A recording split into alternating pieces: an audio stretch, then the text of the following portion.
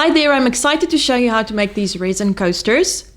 This Geode lookalike design has been in fashion for a while, and I was always very interested in how to pour resin. This was quite a challenge, but I succeeded and I hope you learned something new.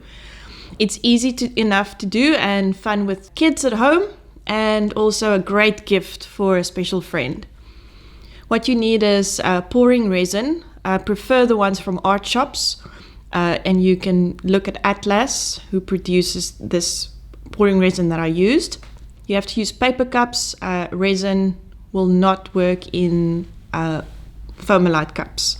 If you don't have silicone molds, which I didn't, I used silicone, which you will use in your bathroom, and I created the molds onto baking paper. Silicone takes a while to dry, so do it way before you want to start pouring.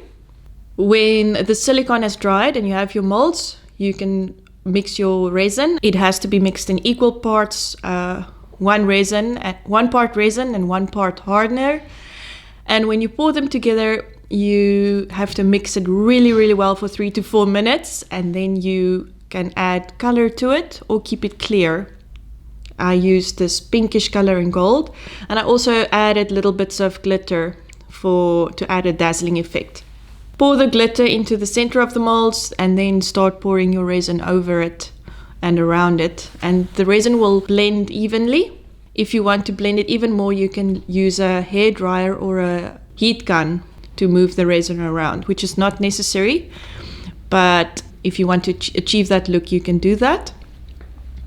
I just left the resin for a good 24 hours and it dried really well. It needs to dry on a really flat surface, otherwise the resin will pool at the lowest end and not create the even shape. Now it's 24 hours, it's dry, and you can peel it out.